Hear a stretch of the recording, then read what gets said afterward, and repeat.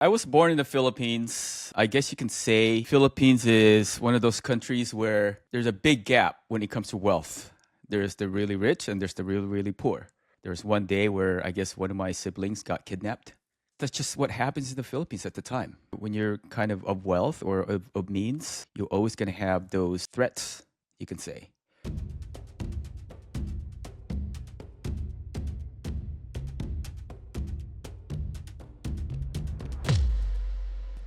I guess you can say Philippines is one of those countries where there's a big there's a big gap when it comes to wealth. There's the really rich and there's the really, really poor. And at the time, this was 1985, there was a political turmoil in the country. My parents were, I guess you can say, upper class. Um, I don't know necessarily if they're considered ultra rich, but they're pretty high up there. They had wealth, and my family somehow might have been involved in politics. I was kind of a little bit young to understand it at the time, but there were some threats of kidnapping and fear of anything like that at the time. So my parents decided to basically tell nobody that we were going to US, including us. Wow. Yeah, so they decided to just kind of pick up and go after there was one day where I guess one of my siblings got kidnapped, and luckily the kidnapper was somehow a friend of my dad's from a long time ago and felt really guilty. what Uh, was the reason behind the kidnapping? that's just what happens in the Philippines at the time. Wow. You know, when you're kind of wealth or of means, you're always going to have those threats, you can say. And at the time, there's, I guess maybe somebody in my family might have been politically involved with, like things going on, and we're always a target. Um, and just so happens that my dad, like I said, knew this guy. I guess at some point in his life, actually helped this guy out. And that one day, my parents just kind of freaked out. It was the time where my mom and my dad had their visas to come to the US. It was their last opportunity to not only get a visa but also have the opportunity to get a green card. Uh, and they took that chance. They just told us kids that we're going to Disneyland. They woke us up in the middle of the night. There's me and my four other siblings. Wake up in the middle of the night, and we're like, "Great, we're going to Disneyland. Let's go!" We got really excited. We just jumped up, like went straight to the airport. Had no clue what's going on. Uh, Come to find out that my parents actually disobeyed my grandparents because at the time they weren't allowed to, basically come to the U.S. only because my grandparents always thought like my dad being the firstborn, he's supposed to take over the business, and he was kind of being groomed to take over the business and all that stuff. Being Chinese as well, it's like he's the firstborn of the firstborn of the firstborn. It's that responsibility to just be the future of that family. But that being said, with all the turmoil back then, I guess maybe my dad, for whatever reason, he felt like he wanted to build his own legacy. So then decided to pick up and go. Brought some money to the U.S. Didn't tell anybody. Didn't tell anybody. Like not even their friends. Nobody. And we got to the U.S. Me being about 12 years old at the time, I had no idea what's happening. We just knew we were going to Disneyland. So we spent like the next months just traveling, going to different, fun activities, Disneyland, Knott's Berry Farm. I mean, we did pretty much everything. I did notice something weird was, my dad bought a car. And at the time, I'm like, well, it made sense. There's seven of us, Hmm. all seven of us. I'm the eldest of the five siblings. My youngest sister was only 2 years old at the time because we were 10 years apart, and everybody else was in between. So I'm like, okay, well, there's too many of us to kind of travel. So it made sense for him to buy a car. What I didn't realize at the time was, you know, uh, for someone to come to the U.S. with no, I guess you can't, I guess you could say he had no credit. He Yeah. had no, I guess, education that was deemed credible here in the U.S. He didn't really have an address. We're kind of bouncing around from one family friend to another. And, I guess at the time he had a hard time just finding work, finding a job. And these are like little things that you don't realize until you come to the US just blindly. They thought they were prepared, but they weren't prepared. Next thing you know, my parents lost everything. When I say lost everything, I'm talking about just spending everything. There's seven of us. My parents didn't know how to cook and clean because they never had to do that. They left that life. They lived that life of, I guess, silver spoon. You know, Yeah. um, Do and you have any so professional skills like yeah, from that's really back hard home? to know because my dad actually graduated as a mechanical engineer, but never really applied that. And what was He was the grandparents' business? What industry were they in? so they were in distribution. They actually had distribution of consumer goods, Okay. like mostly groceries and things like that. A lot of food, and I think at the time too they had sugar cane manufacturing, sort of repackaging of sugar. Okay.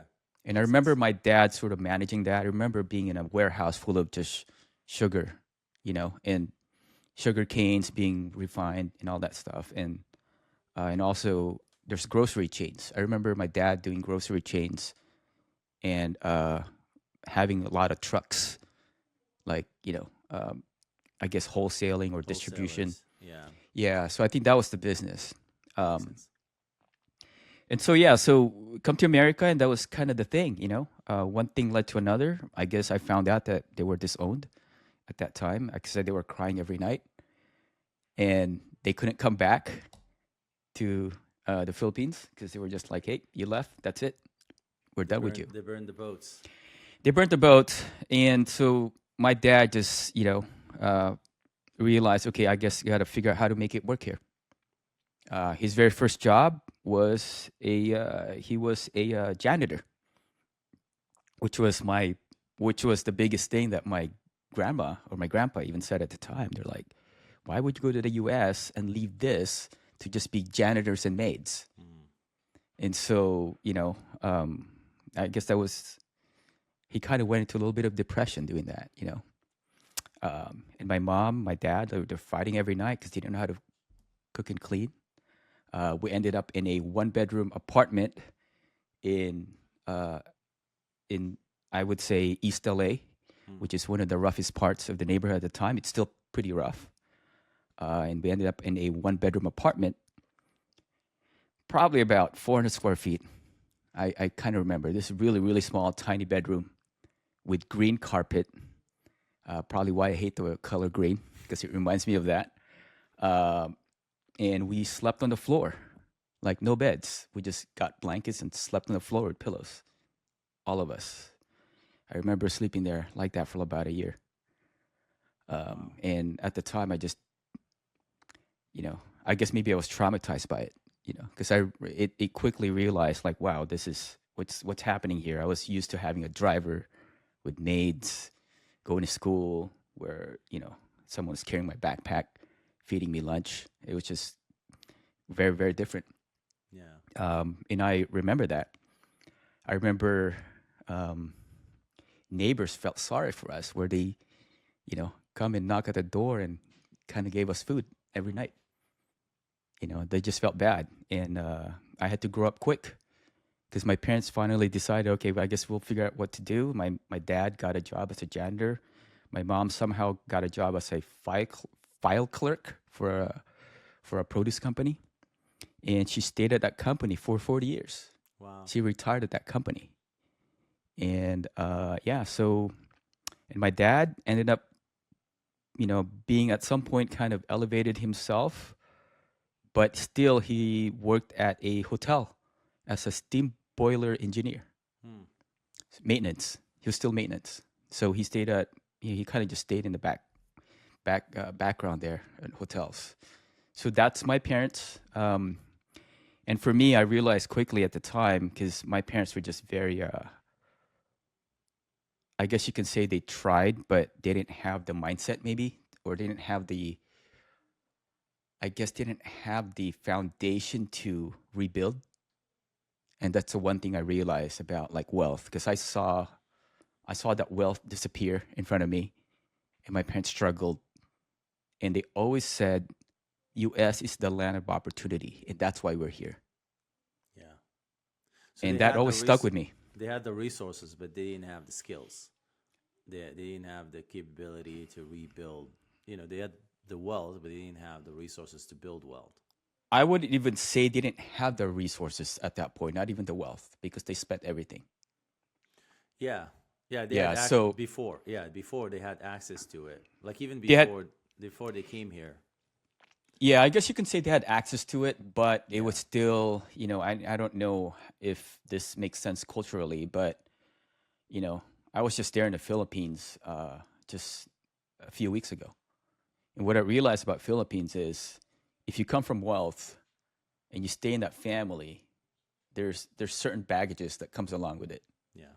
certain Makes sense. responsibilities and things like that. And kind of saw it a little bit in some of my cousins there that I can see like wow I understand why my parents might have left and what my dad may have sort of tried to change his direction to create his own legacy.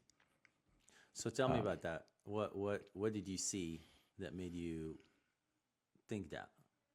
Because that's like a big discovery for you to, you know, yeah, because yeah. you I mean, probably since you were 12, you're asking why the hell would you do that? Why would yeah. I you, mean, I you know mean, what I at, mean? So I that's mean, a at the big, time, yeah, I didn't recognize it. At the time, I'm this very, very. I was very young too, and my parents never really explained this stuff. I've always kind of questioned it. It all came. I guess it all kind of full circle about 3 weeks ago when I finally came back to the Philippines and saw Philippines after like over 20 years. And I what, quickly realized about like watching one of my uncles over there, and he's very successful. This was my mother's side, by the way. It's not my father's side anymore, but my mother's side. One of my uncles became really successful, and in the Philippines, families are very important, and legacy is really important. But the problem is sometimes legacy is treated differently, especially when you're in the wealthier side. It comes with having sort of that control. hmm. Like your parents still controlled you. You had to do everything your parents had to do, have to say. Even when they're retired and you're taking over the business, you're still not really taking over the business. You just work for them. Yeah, you just work for them. And so as the next generation over there, it's like you're still operating on the shadows of your forefathers Makes until they sense. essentially pass away, and that's when you kind of becomes your legacy. It becomes you. But then if you don't have that training on your own, you're never going to be able to rebuild. And that's the one thing I realize now, having have gone through my experience of seeing my family, my dad uh, losing everything and trying to rebuild. He just didn't necessarily have that uh, infrastructure or foundation to kind of do it on his own. He's always been introverted too. So, and he's always sort of, I'm not saying he gave up, but I think he didn't know how to break through beyond his capabilities. He didn't, maybe he just wasn't, I don't know, maybe that mindset wasn't strong enough being in a new country. And yeah, there was definitely a lot of challenges. You got, 5 kids to take care of. It just Yeah. became like, okay, I just got to do what I could do now. Um, and but I did have the foresight to number one realize, okay, if they're really saying this country is what it is, maybe it's up to me to sort of figure that out on my own. Do you think that he like later? later years, once you guys were all the kids did well and they're having a good life, did he think that he felt like I made the right choice?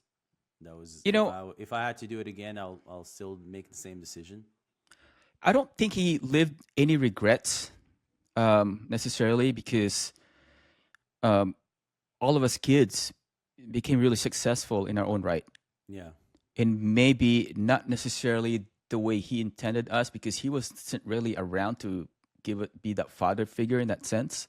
yeah, He didn't really give us any kind of guidance when it comes to that. yeah. And I realized too at the time I didn't I wasn't I was missing that father figure.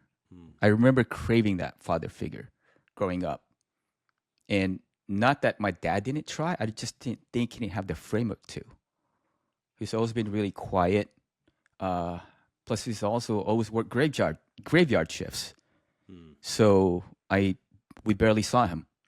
He was sleeping through the day, and when when he's around, he was very strict and militant when it comes to the way he was around us. He was more of a disciplinarian. Okay. So we didn't want to be in the same room because he'll find something to snap on. Hmm. Okay. So it's more reactionary survival mode, and then just reacting to to what you guys do in order to keep you guys, I guess, safe and disciplined. Yeah, yeah, and there's a certain level too of I guess expectation from us growing up, where I've always been taught, Alvin, you're the eldest, you're responsible for your siblings, Hmm. and you're responsible for this family no matter what. Your brothers look up to you, and you gotta live up to this family's expectations. And so I've always carried that. I was pretty much I was raised that way. And so even from the age of 12, I remember my parents weren't very good with English, and because I studied in a I guess English school or American school at the time, I spoke English. Hmm. So anytime there's communication, I was the filter.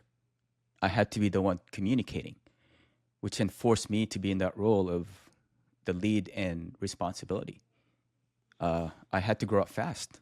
Yeah, and you see yourself differently. You don't see yourself, you see yourself as a kid who's explaining as like a mature person explaining to his parents what's happening. So it's a different, self-reflection. Yeah, I was a translator. I was the one who had to decipher. I had to be the one to kind of lead them, and ultimately too, they would ask my opinion, Yeah. which even at such a young age, man, I didn't know what the hell I was talking about. But I was kind of forced in that situation. And also, not only that, like, because my parents worked all day long, I had to take care of my siblings. So I'm what you call a parentized child at the age of 12. I was the Yeah. one that was responsible for my siblings. They'd give me $5 for the week and figure out how to feed my siblings. How did you reacted a certain way to this experience? How did your other siblings react? Were they the same? Did they all had the same reaction as you, or everyone thought of it differently, or I don't think we knew responded any better. differently? I don't think we knew any better. I mean, we were kids. Yeah, We just thought that was our world. That's what we had to deal with, and we didn't know if it was wrong or right. All these reflections I've had the last few years since I started having kids is when everything started to make sense to me. So at the time, it was just what it is. and as you talk to your siblings, do they feel the same way? Do they remember it the same way? Obviously not. You're all different people, but how do they? Where's the gap? Or is it all the same within the same range? Um, I think we all had different experiences. You know, um, they all pretty much are very independent, which is one thing that came out of this experience as growing up here. We learned how to fend for ourselves, Hmm. um, and I think we all have we all went in different directions too, you know, and we all kind of found our own, I guess, destinies, if lack of a better word.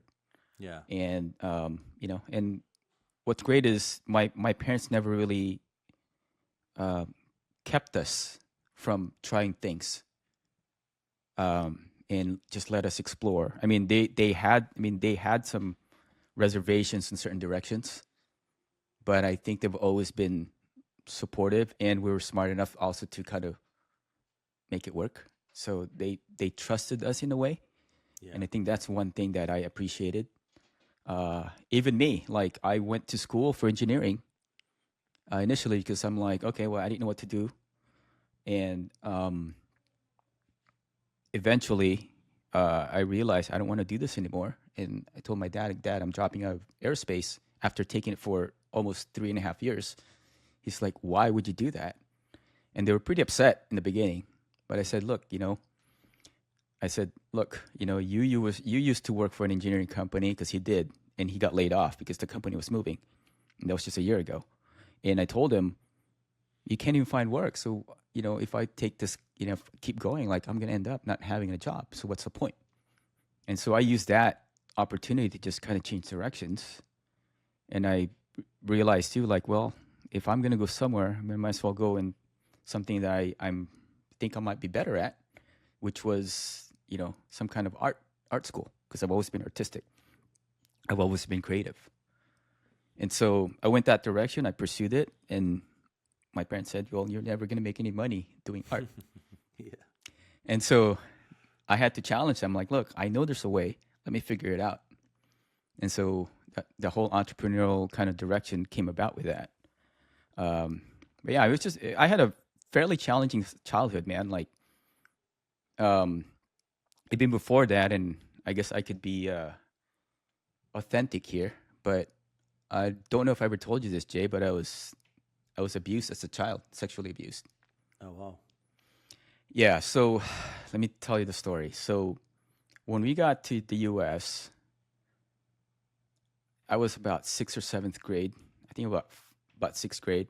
We were getting bullied going to school. We were getting bullied because we were, new kids on the block. You know, uh, by in East L.A. There were a lot of gangs at the time. They were getting bullied. One of the neighbors in the apartment said, "Hey guys, I noticed that you guys are getting bullied. Let me teach you guys some martial arts." So, and I guess he was going to the school. He was like a blue belt or I can't remember what belt he was, but he was trying to teach us how to defend ourselves, and eventually brought us to where he's training, where his school was, and he ended up paying a little bit of our tuition fee because he felt bad. This is all just me and my four, just me and my three other siblings, my four boys. What sports? This was Taekwondo. Okay. And so eventually my dad picked up on that and he's like, wow, I think you guys might be really good at this. So we end up going to that school and we end up loving it to a point we went every day. And it kept us from being in front of the gangs, basically. And we got really good at it to a point where we were competing nationally. And I got pretty high up there where I was drafted, or I guess I was qualified for the Olympics, for the Olympic team. And so that became my life from sixth grade on to, I would say, senior high school. I Wow. trained How old were for you the, when you were picked up by the Olympic team? by that point, I was about 16. Okay. 16 when I started getting recognized because I was winning a lot of competitions. And I got picked up and I started training. And then I realized the training came with a cost. One of the, I guess one of the instructors, he was sort of brainwashing us, and I got to a point where I felt like I had to do what he said I needed to do Hmm. because it's the only way for me to stay in the Olympic team or to be in this core this path of achieving Olympic dream. which had become my dad's dream at this point. Mm. So I didn't want to disappoint him. But then, as I was getting older, I started realizing my siblings were getting older and they were also in the same path. Mm. And I started to realize, wow, if this is happening to me, I can't let this happen to my siblings. So there's a point where I actually faked an injury just so I can get out of the whole training program. Oh wow. I had to essentially make a decision to sacrifice my dreams to protect my siblings. So And when you got out, they got out as well. they got out as well. And I think it might have started happening to them already, but I don't know if I can even, Oh. I don't know if I had, I remember trying to have this conversation with my sibling, with my brother, but he never really admitted to me. Hmm. But I can tell, I think he might have been affected as well. Maybe Wow. even two of them were. You didn't But tell yeah, your like, parents. You didn't tell anybody. nope, didn't tell my parents. My dad passed away 2 years ago, and I felt like that was one of the biggest disappointments he's had. I just never had a chance to actually talk Hmm. to him about it. And it's something that I feel maybe he didn't need to know. Yeah.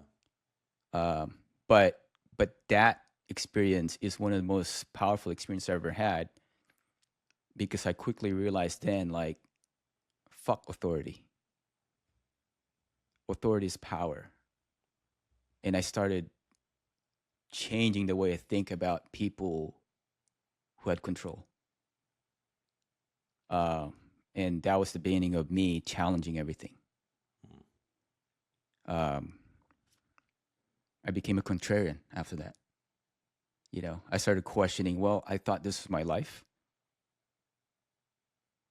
It changed the way I thought I was, it changed the way I thought my future was. Because at the time I was like, okay, I'm going to go to the Olympics. I'm going to open up a school. This is going to be my future, this whole thing. I quickly realized, wow, things can happen where you have to pivot. And that was my first pivotal moment. And that's also inspired me to, like, this was in, I think I was 17 at the time, turning 18. I was in high school. And I realized then, like, wow, okay, I got to figure out what to do next. If I'm not going to be an instructor or open up a school, what's that going to look like? And that's when I ventured into figuring out if I'm going to be an engineer. And I did that for the next 3 years. Got into a lot of trouble at the time too because I was angry. Hmm. I was angry. I got into a lot of fights. You know, um, at the time, this was in the 80s. So it's a lot of like 80s, early 90s. There's a lot of gangs, and I got into a lot of fights. Everybody knew I was in martial arts. Everybody wanted to challenge me, even on the streets. Like everybody just knew. So yeah, I got into a lot of fights, and I realized that wasn't the right path at the time, and I just wanted to a better future. And so I went back to school. I went to design school, and eventually got a job as a designer. But really, it was more of a runner, for this one agency. But I quickly realized then, like, wow, okay, I think I can do really well in this field. I think I have the talent for it, and I ended up starting my own design agency. Um, After 10 years of learning that business, I guess you can say, I was kind of mentored by one of my bosses at the time, who owned the company, Okay. and he at the time was already about to retire, and I think he was priming the company to be sold. Hmm. And he did tell me at the one time, it's like, hey, Alvin, one thing that is very important for you to understand is you're never going to succeed in business if you are not multidimensional. What does he mean by that? It's funny because I asked that same question. I Yeah. said, what do you mean by that? And he goes, well, that's for you to find out. Okay. So how? What did you find out about it? So at the What time, did I'm you do? like, At the time, I didn't understand what he was saying, man. Because to me, we worked in the entertainment industry. The first thing that came to my mind was like, this guy's talking about Star Trek, man. Like, what is this? I need to be a super being, like, you know?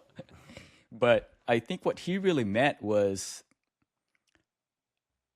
I have to learn different skill sets. I had to understand how to lead by having uh, being able to wear different hats. Got it. Like you needed to transform from an artist to a business owner and learn these other skills like Yeah, leading and and in managing and everything in between too. Like, yeah, not just that, but like looking at everything from different angles, looking at everything from opportunity perspective too. And I start to pick up on the little things.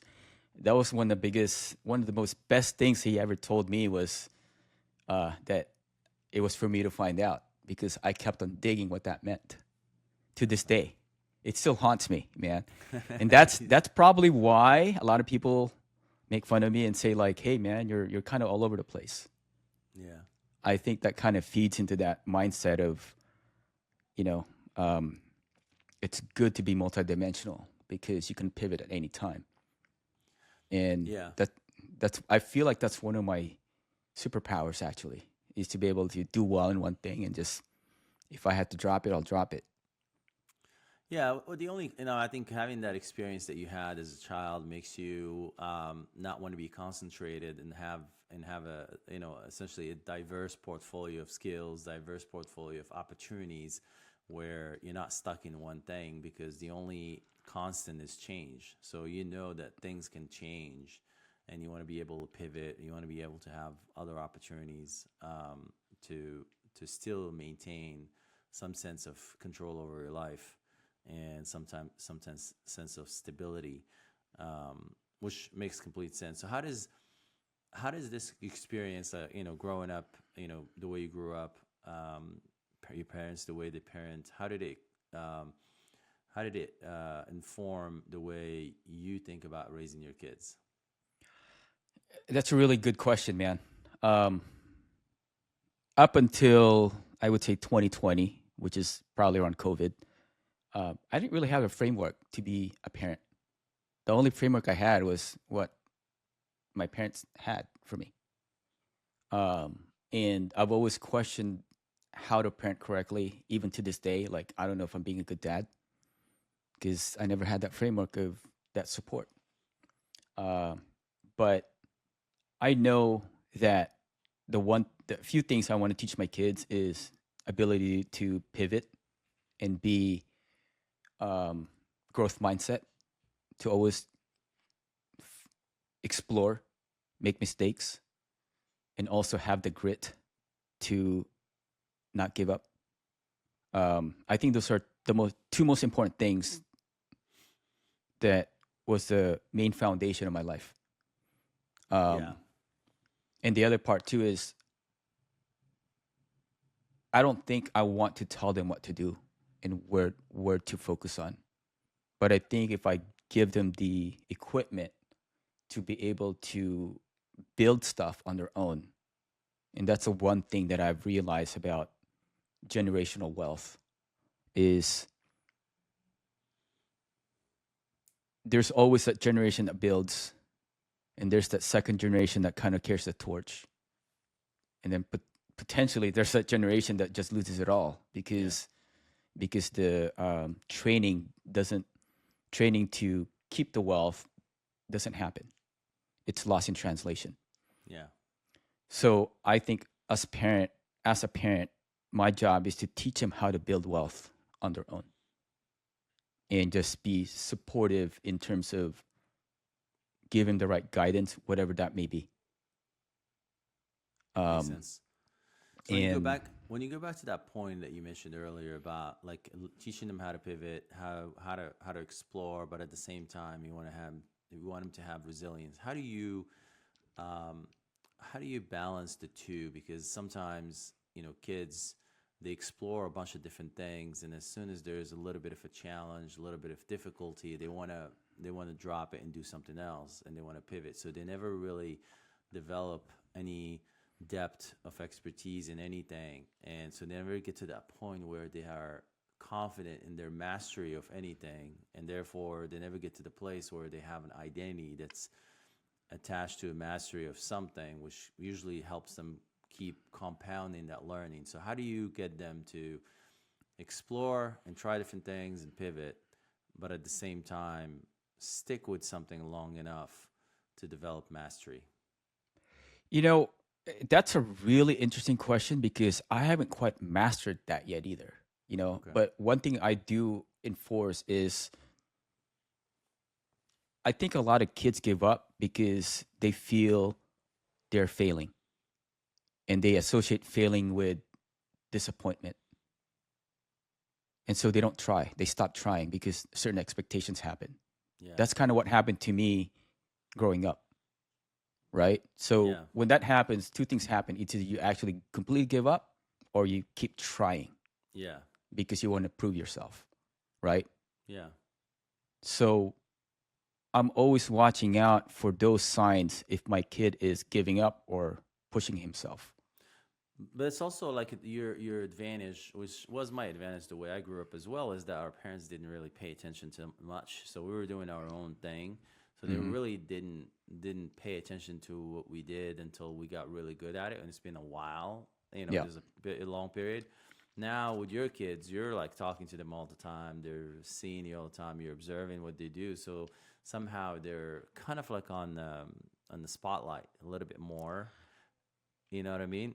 And so that's kind of like the challenge of like how do you teach them to stick with it? To Yeah. So one thing that happened to me is my dad had the grit, man. That guy fucking worked. Yeah, He worked his ass off. Like he never gave up. And yeah, he didn't even talk about that. But I watched him. I yeah, learned from watching him. And that's the most important thing, man. Like I don't think we need to be in our kids' face, yeah, but we have to be examples to them because they're watching. yeah, They're constantly watching. I think most of everything I learned, whether I realize it then or now, I received it from watching. And so for me right now, that's why I'm always constantly pushing myself. I get asked this question all the time, like, Alvin, what is your big why? Why are you still working so hard? It's not because of the money anymore. yeah, It's because my kids are watching. And that's my biggest why. And that'll never go away.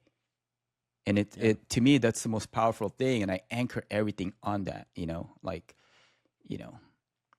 And yeah. so, So in terms of like kids are watching, so when you and again like going back, I'm always fascinated by this. Like your experience when you were mm-hmm, growing up, there mm-hmm, wasn't a lot going on. There wasn't a lot available to you. Like yep, the resources were not there. The entertainment wasn't there. The capabilities weren't there, and so you were observing intently because you're survival mode. You're trying to make your own, way. You're trying to figure out what am I going to do next.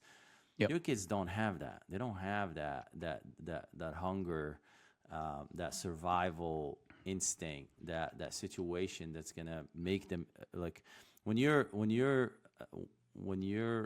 chased by a saber-toothed lion, your instincts are very sharp.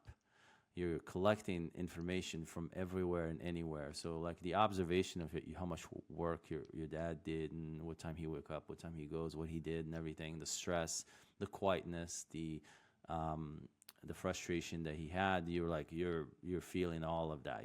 You're collecting all that information. Your kids have so much stuff going on, and then so many resources, so much stuff. So the amount of information, they don't have the bandwidth to collect all that information. So how do you get them to actually, when they're watching, they're actually seeing what you want them to see? That grit, that resilience, that innovation, the creativity, the relationship building, the trust, the leadership, all that stuff. How do you make it where they actually get the lesson as opposed to just seeing something and seeing something else or thinking something else? yeah. A lot of it, I reinforce it. I actually talk about it. I talk about it not as a lecture to them, Yeah. but it's more about like what I'm doing now. Like Okay. for example, like I think 2 years ago, was it 2 years ago? Maybe last year. I don't remember. But you and I remember one of our Go Abundance events. I remember having lunch, and you said to me, Alvin, why don't you do social media if you're scared of being on stage? If you're scared of speaking, why don't you do social media? Do you remember that dinner? Yeah, yeah, I remember. And that following week, I'm like, all right, shoot, all right, I guess I'll start a social media account. And I did, right? Yeah. And that was the time too where um, I ended up just trying to reinvent myself as an influencer, a public speaker, or public figure, right? Yeah. And last year um, was when I started focusing on that social media. And at the same time, my son, my 13, 14-year-old at the time, um, he's a good looking kid. He got approached to be a K-pop uh, sort of, they asked him to audition basically. Nice. And at first, he was scared. He didn't want to do it. And so he and I had a conversation. I go, Archer, look what I'm going through now. I'm having to change myself too. And I was explaining to him what my mindset was, and I had to keep pushing myself. And that bear of fear is a bear of the next level. And I told him it's okay. It's okay to have this new identity that you're creating for yourself, and that's okay to have, okay to do. Well, guess what? He has then taken 4 auditions since, and these are on his own. And I've always been fearful about, man, is he actually going to do it or not? Yeah. But man, like for someone who's super shy, he's very, very like introverted. He's out there like performing in front of, auditioning in front of 500 people at a time.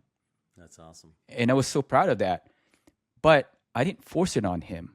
I used myself as an example of how I'm still pushing myself because they're witnessing what I'm going.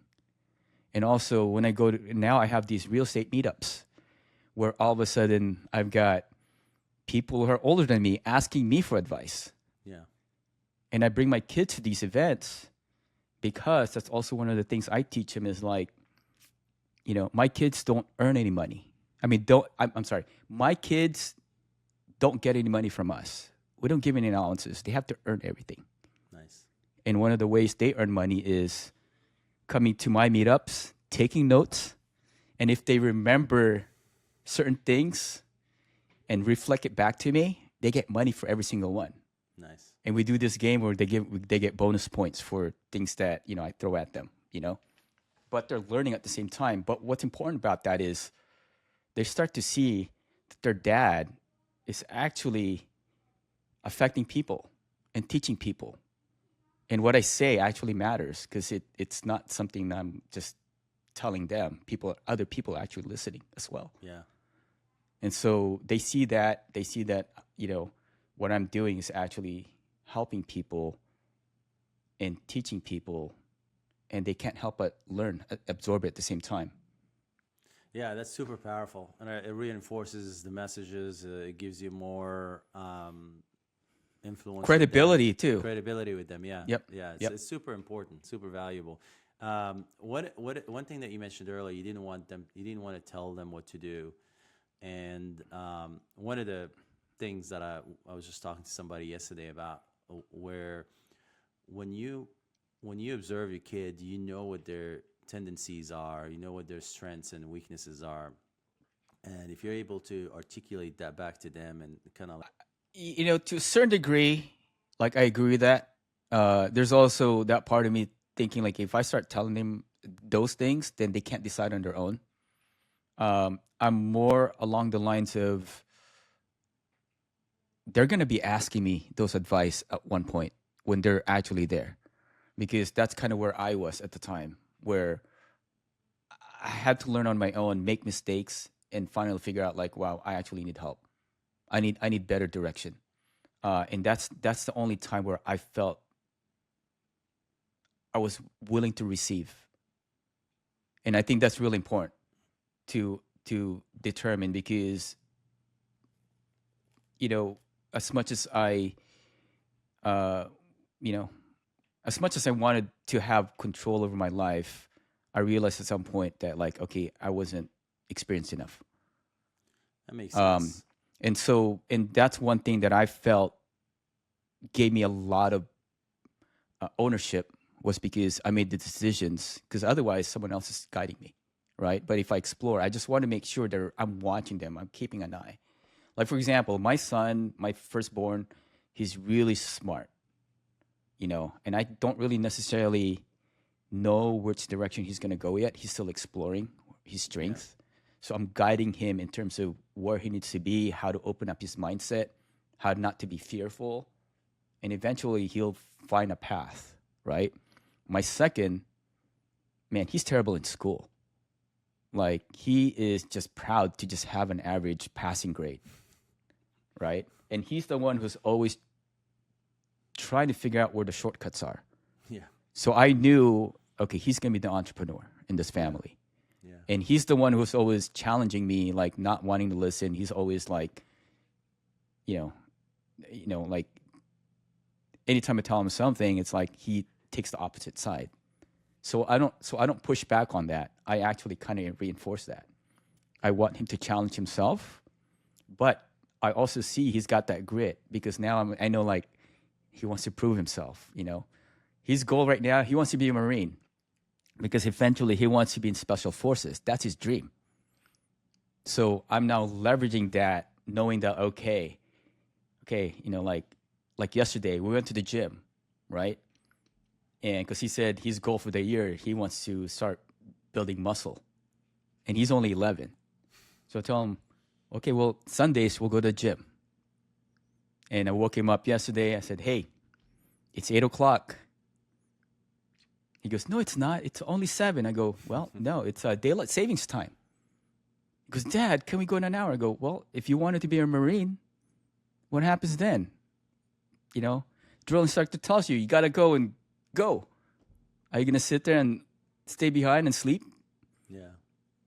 And so it's like, you're right. So he got up and he just went. So these are little things. So, like, I'm very aware of, like, their tendencies, and I Yeah. try to use those leverages that I can to kind of push them. That's awesome. So I know we're at the time. Let me tell me what's your feedback on the group, on the Raising Lion. What do you think of Raising Lions? I love it, man.